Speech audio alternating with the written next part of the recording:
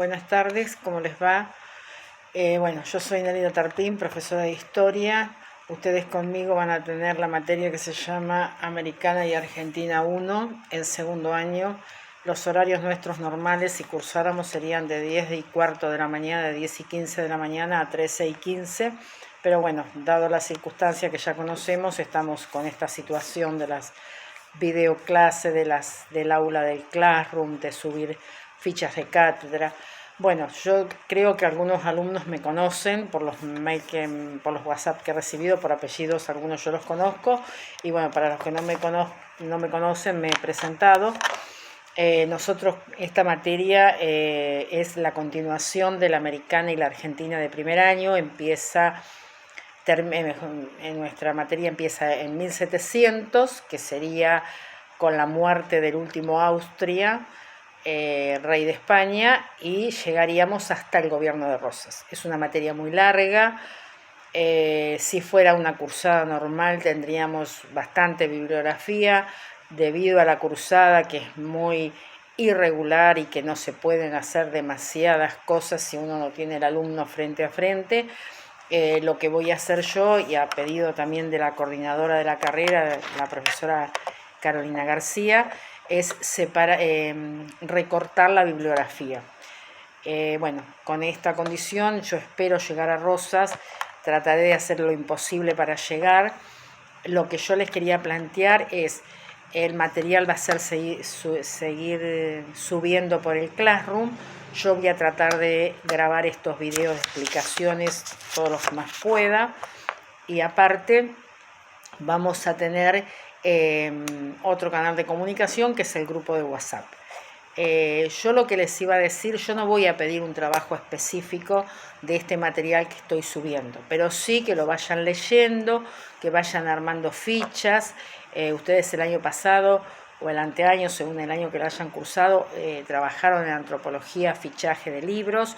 Bueno, traten de ir armando algo parecido al fichaje de libros, como para tener un registro y para ver cuáles son las dudas que ustedes tienen, porque cuando nos volvamos a encontrar presencialmente yo tendré que tomar un parcial. No lo voy a tomar la primera clase que volvamos, pero en algún momento de la cursada voy a tener que tomar el parcial y voy a tener que tomar un final. O sea, ustedes tienen que dar un final porque esta materia es con final. Entonces, lo que a mí me interesa es que de acá se plantee el tema de sacar dudas, de presentar resúmenes, pero no para ser calificados, sino para que yo vea dónde están las dudas, de que me llamen, pregunten, todo lo que sea necesario. Eso por un lado. Por el otro lado, bueno, los que como ya es segundo año saben que la materia tiene final obligatorio, y lo que yo voy a pedir este año es una carpeta de mapas, que yo a medida que voy dando las clases voy a ir subiendo mapas. Bueno, yo lo que exijo es que el día del final y el día del parcial se presenten con esa carpeta de mapas, trabajados por supuesto, que lo sepan explicar. Y bueno, y ese sería el requisito para dar el parcial y el final, es la carpeta de mapas. Y bueno, este año no sé si podré dar algún documento, creo que no, pero bueno, si no armaríamos carpeta de mapas y documentos, pero me parece que este año documentos los vamos a dejar pasar de largo. Eso en lo que se refiere a la materia.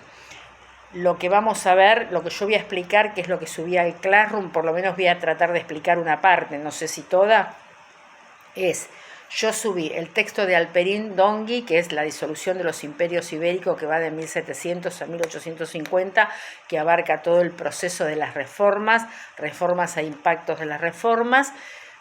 Pero nosotros solamente vamos a ver la primera parte. O sea, yo creo que ayer subí al Classroom la cantidad de páginas que había.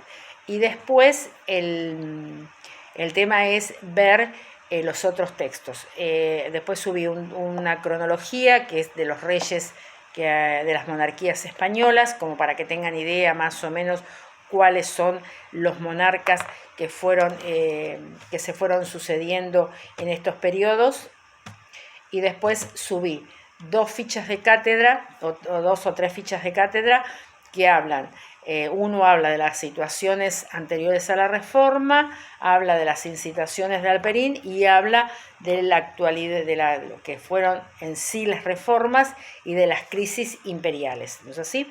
Bueno, acá lo que tenemos que ver, yo lo que en realidad traté de hacer es subir al Classroom las fichas de cátedra para que ustedes entiendan en sí cómo es, o sea, lo más sencillo posible para que ustedes entiendan Alperín, porque los que nunca leyeron Alperín saben que es un texto complejo, que no es tan fácil de leer, que hay que dedicarle su tiempo. Entonces, bueno, yo pienso que con esas fichas de cátedra y con las explicaciones así muy reducidas que vamos a tener, yo creo que lo van a poder entender. Yo lo primero que hice fue armar una ficha de cátedra que habla de cómo era la situación regional antes de la reforma. Eso significa cuál era la situación en América, o sea, cómo estaban las colonias americanas antes de la reforma. ¿Por qué? Porque si nosotros analizamos la cronología de la monarquía, nosotros vamos a ver que, bueno, el descubrimiento de América y parte de la conquista de América se realizó bajo los reyes católicos.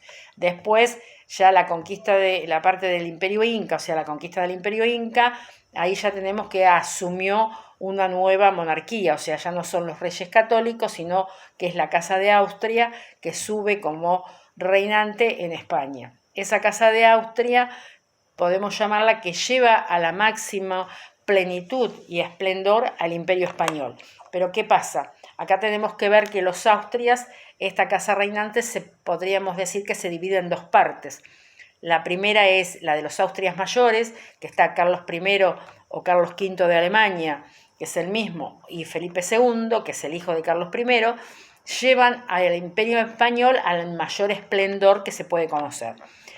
A partir de que muere Felipe II y asume el hijo, lo que va a comenzar acá va a ser una decadencia del imperio que va a llegar hasta 1665, que asume Carlos el Hechizado, que es el último rey de los Austrias menores.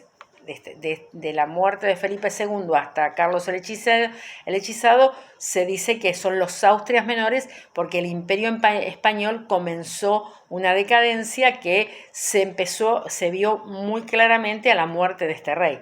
Este rey, cuando muere, no deja herederos. Como ustedes saben, las monarquías son absolutas y tienen que ser hereditarias, o sea, y hereda el hijo mayor varón de cada uno de los reyes. Este rey no tenía descendientes. Por lo tanto, el trono español se pone en juego en una guerra. Se van a disputar el Imperio Español tres países: Austria, España y Francia. ¿Por qué? Porque por alianzas matrimoniales de los hijos y las hijas de las distintas coronas entran en juego los que tienen heredero varones. Entonces, acá lo que vemos es Francia se pone en disputa con Austria y se pone en disputa con España. ¿Por qué? Porque en realidad lo que acá vemos es el tema de la herencia. Bueno, estos tres reinados, estas tres potencias, entran en guerra a partir de lo que se va a llamar desde 1700 hasta 1714, lo que se va a llamar la Guerra de Sucesión Española. Esta Guerra de Sucesión Española dura 14 años y termina con la Paz de Utrecht. La Paz de Utrecht es la que se va a firmar y la que le va a dar el triunfo a Francia y va a llegar al reinado de España los Borbones, la Casa Borbón de Francia. El heredero de esa corona va a ser el nieto de Luis XIV, que va a ser Felipe IV. Terminada la guerra y firmada la paz, se hacen ciertas concesiones. Una de las concesiones que se va a hacer es que Inglaterra se va a quedar con el asiento negrero. ¿Qué significa esto? Con la traída de negros a América, o sea que cada vez que necesitan mano de obra esclava, tanto España como Portugal, se la tiene que comprar a Inglaterra, porque ella tiene la patente para el asiento negrero. Esto pasa, ¿por qué?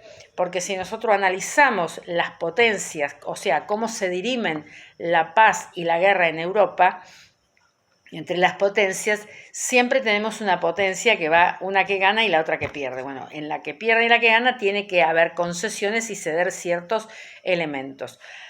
Acá lo que tenemos que tener retrotraernos un poquito para atrás, nosotros sabemos, porque el año pasado lo vimos, que Portugal comienza la expansión más o menos a fines del siglo XIII, principios del siglo XIV, porque en realidad lo que va a pasar acá es que Portugal va a lograr primero la expulsión de los moros y separarse de la corona española. Entonces quiere decir que el reino de Portugal no solo comienza primero la expansión atlántica, sino que se independiza de la corona española. Todo país, toda independencia de cualquier país o reino tiene que ser reconocida por una potencia, o sea, por una o varias potencias. En este caso, en ese momento, la potencia del momento iba a ser Inglaterra. Ustedes saben que Inglaterra a partir de 1700 va a ser potencia mundial porque se va a dar en ella la revolución industrial. Va a tener todo el poderío económico, va a tener algo que es fundamental Inglaterra, que es una monarquía parlamentaria, porque en 1688 se va a dar la gloriosa revolución, que es la que lleva a la burguesía al poder, y ahí se forma la Cámara de los Lores y la Cámara de los Comunes, que es la que hoy gobierna, mejor dicho, la que sigue estando, pero el monarca tiene condicionada su actividad por el Parlamento. O sea, no puedo hacer lo que quiero, sino tengo que respetar lo que me dice el Parlamento. Bueno, entonces, quien tenía que legitimar esa independencia del Reino de España y la expulsión, sobre todo la independencia del Reino de España, a Portugal era Inglaterra. Entonces, Inglaterra, a partir de 1703, por medio del Tratado de Methuen, le garantiza, le legitima la independencia a Portugal, pero tiene que tener ciertas concesiones. ¿Cuáles son una de las concesiones? Bueno, una va a ser el asiento negrero terminada la guerra, y la otra va a ser el tema de las autorizaciones de las compañías francesas, me equivoqué, va a ser el asiento negrero y va a ser el tema del vino Oporto en Portugal. O sea, él se va a quedar con esas concesiones, que son, digamos, las dos producciones que tiene, o los dos comercios más importantes que tiene Portugal. ¿Por qué? Porque le legitima la independencia. Entonces, por lo tanto, a partir de este esquema, queda España con Francia. Cada vez que Francia entra en guerra, la va a arrastrar a España, porque España va a ser satélite de Francia. Y Portugal va a entrar en guerra cada vez que Inglaterra entre en guerra, porque Portugal va a ser satélite de Inglaterra. O sea, si nosotros vemos este juego de coronas, vemos que Portugal va a estar con Inglaterra y España va a estar con Francia. Esto se va a quedar así, más o menos, va a haber algún cambio, pero por lo general se mantiene, hasta la Revolución Francesa. Ese va a ser el otro gran cambio que se produce en Europa, y vamos a tener, digamos, un gran impacto en lo que va a ser América. Entonces tenemos la Revolución Industrial, que marca como potencia a Inglaterra, la Revolución Francesa, que marca el comienzo de una forma de gobierno distinta. Pero entre la Revolución Francesa y la Revolución Industrial tenemos una revolución que es importantísima, que se va a dar en América, va a ser la única revolución de América que va a repercutir en Europa, y se va a tomar como modelo esa revolución, que va a ser la independencia de los Estados Unidos, que se va a dar en 1776. ¿Por qué? Porque va a ser la primera forma de gobierno republicana en el mundo. O sea, Estados Unidos implanta el primer modelo republicano en el mundo. Entonces, ese modelo de país político que implementa Estados Unidos en la guerra de independencia es el que va a utilizar de modelo Francia. Porque Francia, acuérdense que una vez que cae la Bastilla, se instala la Primera República. O sea, cuando destituyen al rey, la Primera República es 1791. Entonces, ese modelo es tomado de Estados Unidos. Entonces, la guerra de independencia de los Estados Unidos está considerada como una guerra importantísima, porque trae esos grandes cambios para la humanidad, para el mundo. Entonces, teniendo este panorama internacional, que yo no pretendo que ustedes sepan todo al dedillo del plano internacional, pero estos datos puntuales, estos conceptos los tienen que tener claro, porque si no, no se entiende por qué pasa todo esto en España y qué pasa en las colonias, por qué España toma esa determinación. Bueno, este es el contexto internacional. Entonces, llegados los Borbones al poder, terminada la Guerra de Sucesión Española, llegados los Borbones al poder, los Borbones se encuentran que acá van a ver que el Imperio Español está en decadencia. Entonces, tiene que haber alguna forma de poder recuperar esas colonias, de poder recuperar ese poderío que tenían en el siglo XV y en el siglo XVI. Pero antes de entrar en las reformas, yo le quería decir que yo les dejé una ficha de cátedra que se dice la situación regional antes de la reforma, que yo ya se las había nombrado, porque en realidad esto lo vimos el año pasado. Tanto los que cursaron conmigo como los que cursaron con la otra profesora, se ve el tema de las economías regionales y cómo funciona en realidad la política en estas colonias antes de las reformas borbónicas.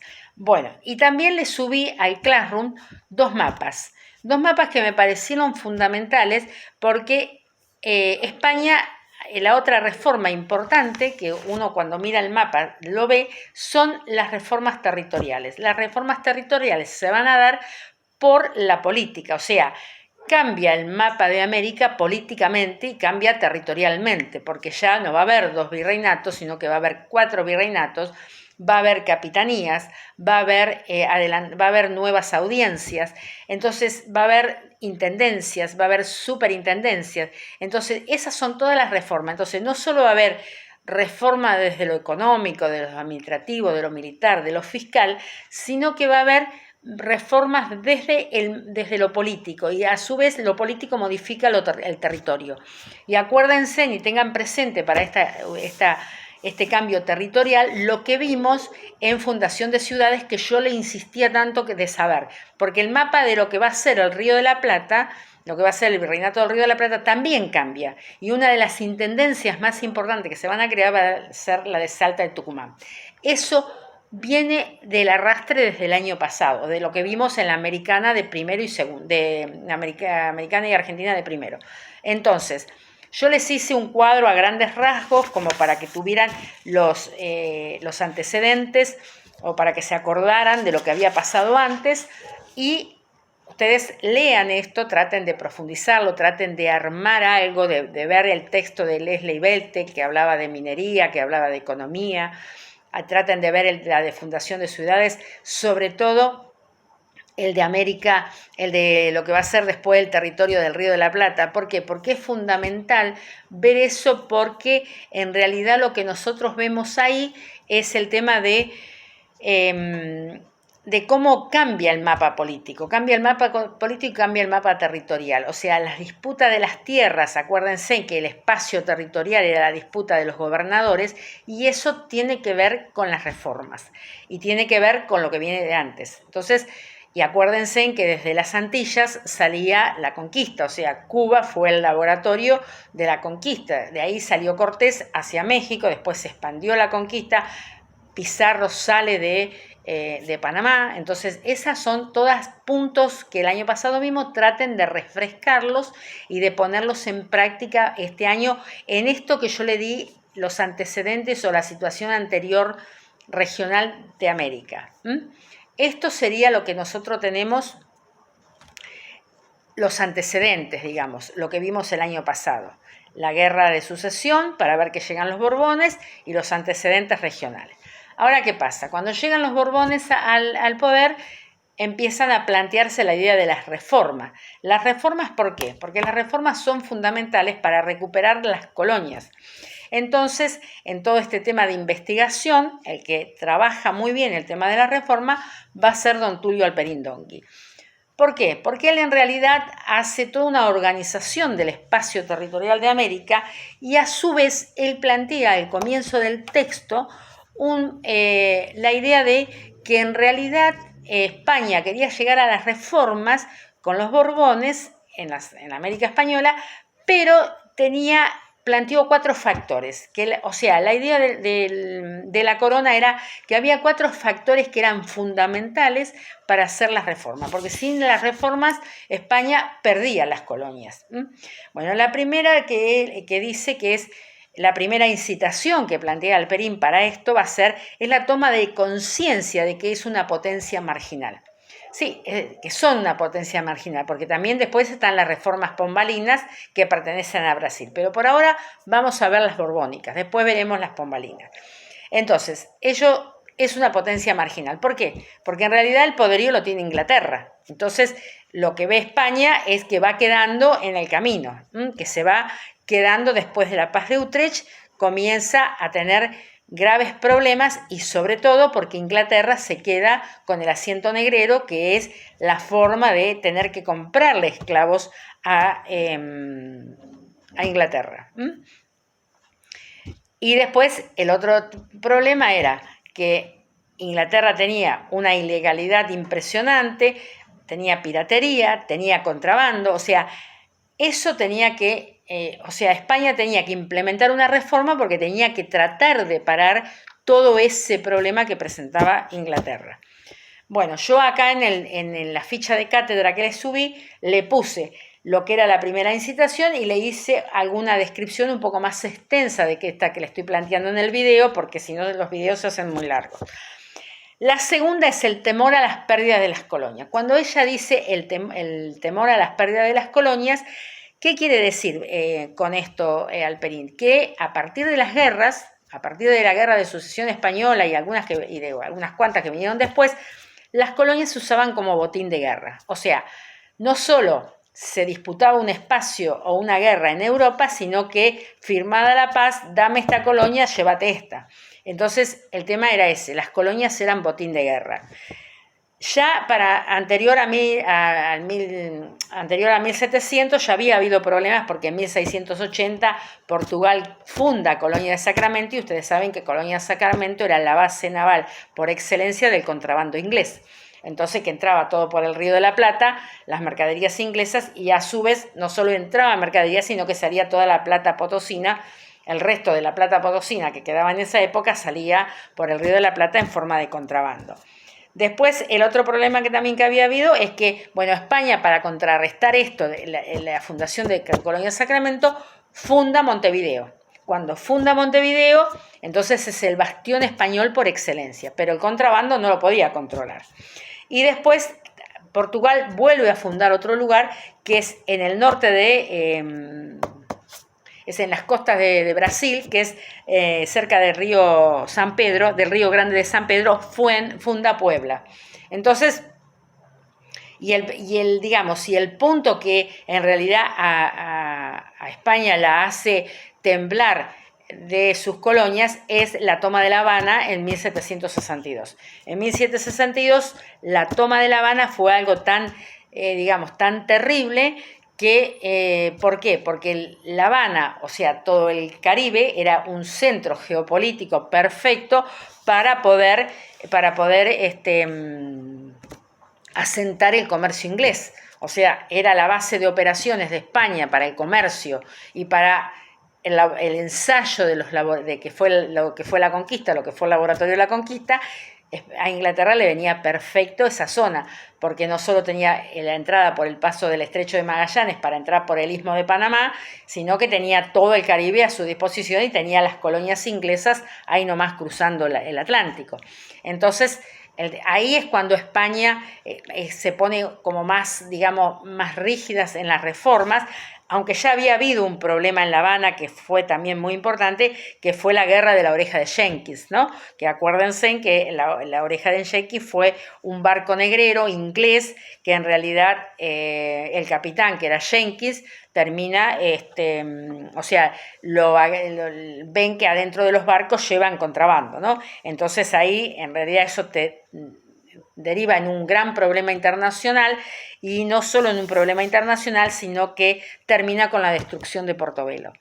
Entonces, todos estos hechos, que yo más o menos se los narré así muy rápido, como para que ustedes entiendan la ficha de cátedra, es la que lo lleva a España a pensar esa reforma. Después hay una tercera incitación que tiene que ver con un leve resurgimiento, porque no fue un resurgimiento muy grande, que tuvo la metrópoli para 1680.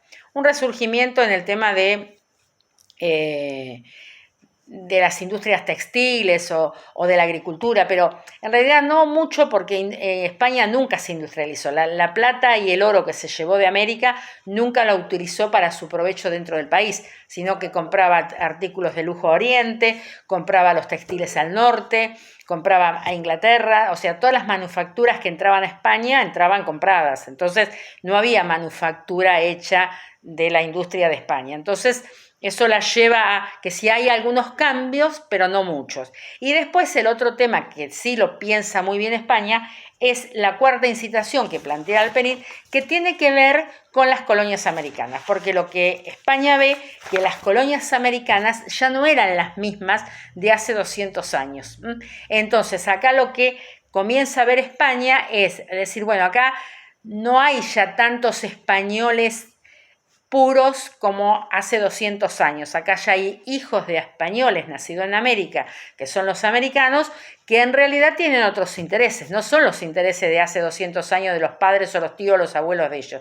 Entonces, ahí España lo que ve es que las colonias tienen un gran cambio, tienen una élite económica muy fuerte, que es la que está comprando cargos políticos para quedarse con los cargos políticos, porque en realidad hasta ese momento los españoles tenían cargos, pero acá había americanos que compraban los cargos para quedarse con cargos políticos. Entonces, eso lleva a España a pensar que hay que reformar.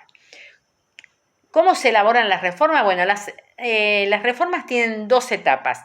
La primera las va a elaborar del Campillo, o sea, las reformas las elabora del Campillo todas, que es el secretario de la Corona, es el contador, es la persona de más confianza de la corona española. Él elabora las reformas, pero esas reformas se van a implementar en forma gradual. Va a haber una primera etapa que es la que viene del Campillo, que se instala en Cuba, las comienza a implantar en Cuba. En Cuba dan resultado, tienen muy buen resultado en Cuba, porque en realidad no tiene nada que ver Cuba con el continente. Entonces, esa primera implementación de reformas, ese primer laboratorio que sigue siendo Cuba, le da resultado. Entonces, con esa idea son llevadas al continente. En el continente entra la visita de Gálvez. Para 1743 entra la visita de Gálvez. Entonces, Gálvez, ¿qué va a hacer? Él va a llegar, se va a instalar en México y va a comenzar a implementar las reformas, pero no las implementa todas juntas, las va implementando en forma gradual. La última va a ser, que él ya no está, va a ser la creación de las intendencias para 1782.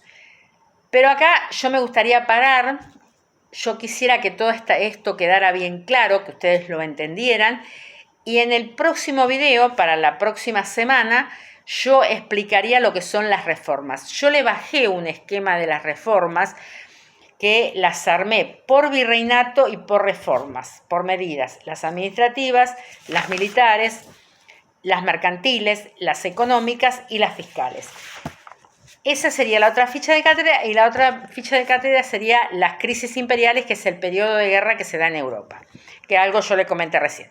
Pero a mí me gustaría que esta parte quedara clara, o sea, todo lo que eran los antecedentes, cómo estaba América, ver los mapas, solo mirar los mapas que están subidos al Classroom para que se den cuenta cómo era la ocupación territorial y política de España entre el siglo XVI y el siglo XVII, y cómo fue en 1790, que ahí ya estaban implementadas todas las reformas, cómo quedó ese mapa político. Entonces, a mí me gustaría que observaran eso, que tuvieran claras las incitaciones, que se fijaran la guerra de sucesión española, que si pueden ver de otro lado algo más, no hay ningún problema, que miraran las cronologías, cómo son las sucesiones de los reyes, porque eso es fundamental, porque eso es como que aclara mucho el panorama. Entonces, yo la clase que viene, que sería el jueves que viene, porque ahora, bueno, acá venimos atrasado por el tema de que yo tuve que armar todos los primeros años y era mucho, y ustedes piensen que yo este trabajo lo tenía todo en borrador, lo tuve que digitalizar todo para mandarlo, y así me pasó con todos los cursos. Entonces, por eso es que vengo un poco atrasada.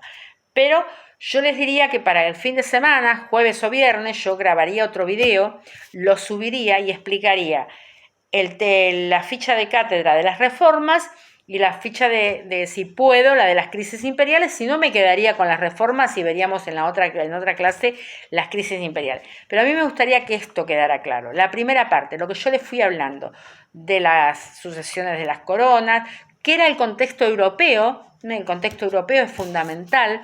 Traten de ver un texto de la secundaria viejo, de los viejos, muy viejos. Si no, yo les alcanzaría algún texto, les mandaría por el Classroom, pero no para profundizar en el tema europeo, porque ustedes después el año que viene esto lo vuelven a ver con los profesores del Mundial, con el profesor Goñi.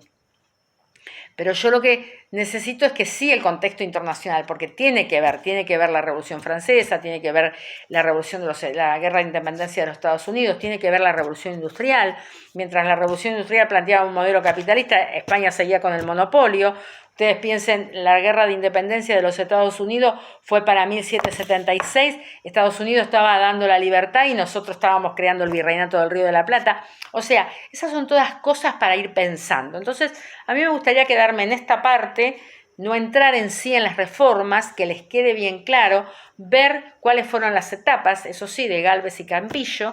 Yo me voy a fijar si por ahí tengo algún texto que les pueda explicar esta parte un poco más fácil o que le dé más datos que Alperín, porque Alperín por ahí les da muchos datos pero que ya los tienen sabidos, y después continuar.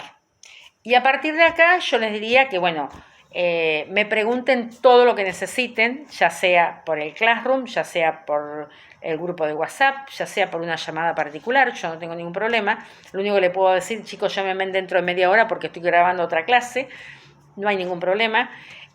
O sea, todos los medios de comunicación yo los dejo abiertos. Ustedes elijan el que quiera, me preguntan las veces que quiera, todas las dudas, pero que quede claro que esto no tiene una fecha de entrega, ni que yo quiero que hagan todo para la semana que viene. Yo lo que quiero que hagan, sí, semana por semana, es esto, leer y plantearse dudas y preguntármelas. ¿Por qué? Porque cuando nos lleguemos a encontrar y yo diga, bueno, dentro de 15 días o 20 días o un mes tomo el parcial, no van a poder estudiarse todos juntos. Entonces, tómenlo a esto como que son clases que vamos todos los jueves, nos presentamos y ustedes llevan el material leído y me preguntan las dudas. Entonces, yo necesito que hagan eso, por favor, porque después llegamos y no llegamos con la materia porque es muy larga, muy engorrosa y es muy pesada. Entonces, yo les pediría esto. Yo no voy a subir mucha bibliografía, yo voy a subir lo necesario, pero yo me gustaría que sí, esta parte que tiene que quedar clara, porque las reformas borbónicas es lo mismo que yo el año pasado le digo en primer año, estudien fundación de ciudades, chicos, porque fundación de ciudades es fundamental. Y es fundamental el tema de cómo económicamente se armó América Española, porque si no, no van a entender qué pasa después. Entonces, cuando lean las reformas se van a dar cuenta, aparte de la forma territorial del Río de la Plata, por qué yo les decía, insistía tanto en que estudiaran las fundación de ciudades. Bueno, esa es una pregunta que queda pendiente. A ver, si leyendo las reformas hasta acá, lo que yo les expliqué, se pueden llegar a dar cuenta por qué yo insistía en que estudiaran fundación de ciudades, amén de que por la Intendencia de Salta del Tucumán. Entonces, estas son preguntas que, bueno, ustedes cuando escuchen el video la van a poder analizar tranquilo y pregúntenme todo lo que necesitan. Pero háganlo por clase, o sea, en la semana dedíquenle, siempre digo yo, aunque sea 2 horas esta materia, pero no la dejen para lo último porque después es lo que pasa. Cuesta muchísimo, es muy larga y es muy engorrosa. Yo de mi parte tienen todo el apoyo. Pregunten todo lo que necesitan, que yo voy a estar siempre dispuesta. Bueno, espero